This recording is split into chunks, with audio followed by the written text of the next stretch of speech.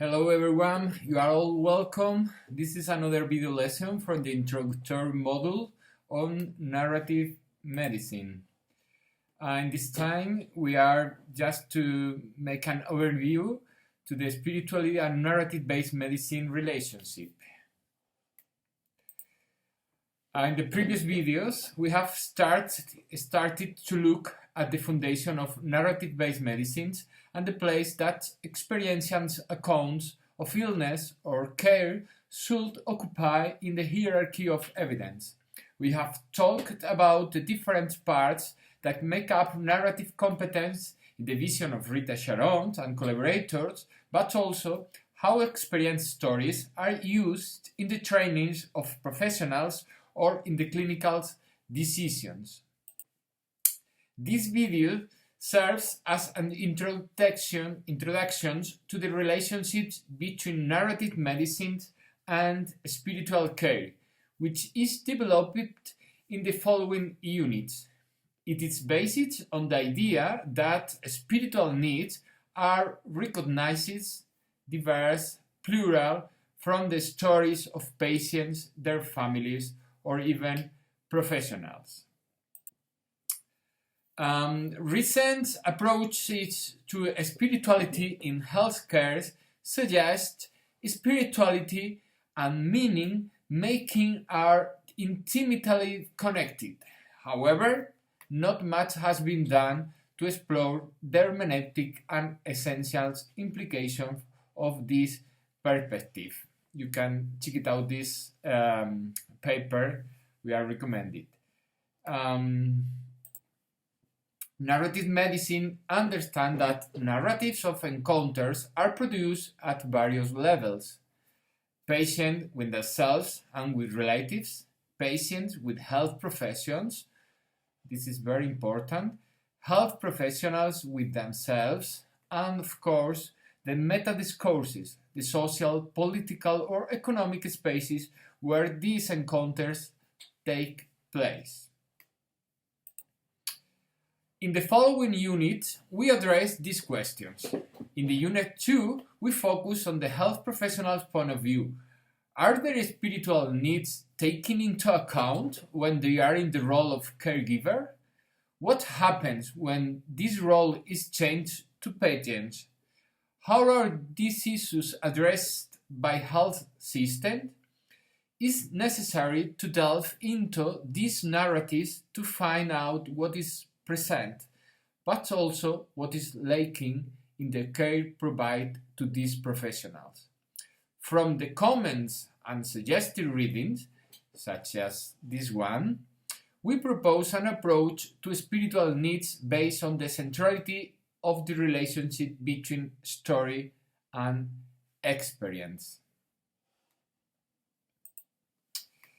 For example, during the first wave of the COVID pandemic, nurses caring for patients in the midst of an awareness have their emotional and spiritual worlds shaken.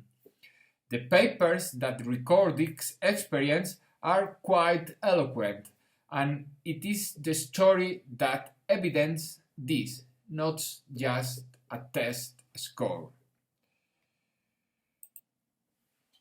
Columbia's teaching projects has a section, for example, called Narrative Oncology, that started at an effort to support oncology professionals through their profound defeats and losses.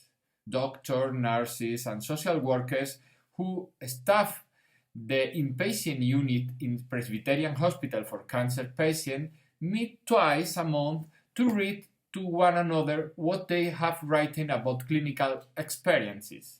We are careful to observe in this project all guidelines for protecting patients' privacy and confidentiality in their work.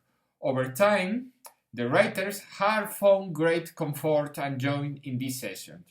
They learned about one another and about themselves. Busy healthcare professionals make time for these sessions because of the intimacy, the honesty, and the bonding that ensues.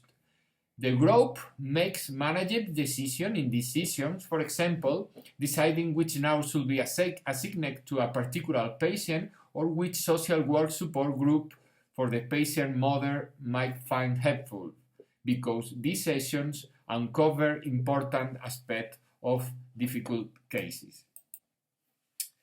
Narrative competence is crucial to highlight spiritual needs by giving voice, by listening, by measuring these needs in a narrative way.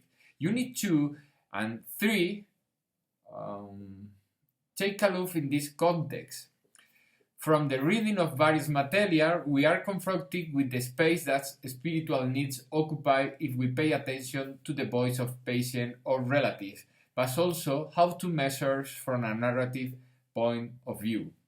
Spiritual health practitioners have been applying close reading in their own clinical practice for decades. In his books, for example, The Exploration of the Inner World, Antoine Boussen, one of the founders of Ox Hospital Chaplaincy, described his aim to read patients as living human documents. The last of the blocks addresses modes of narration, the languages, type of text of narrative that summarize spiritual experience and context of care beyond scientific papers. For example, we pay attention to the language of graphic medicines and the way of narrating grief and its relation to spirituality. We aim to offer a first glimpse into these tools and their potentials for care. We are interested in showing how the reading and analysis of other texts, literary stories, is used in health science to educate but also to attend spiritual needs. How it has been suggested, for spiritual care, narrative medicine is an old friend. For narrative medicine, spiritual care is perhaps a surprise guest stepping through the door and joining the parties as a new conversations partner.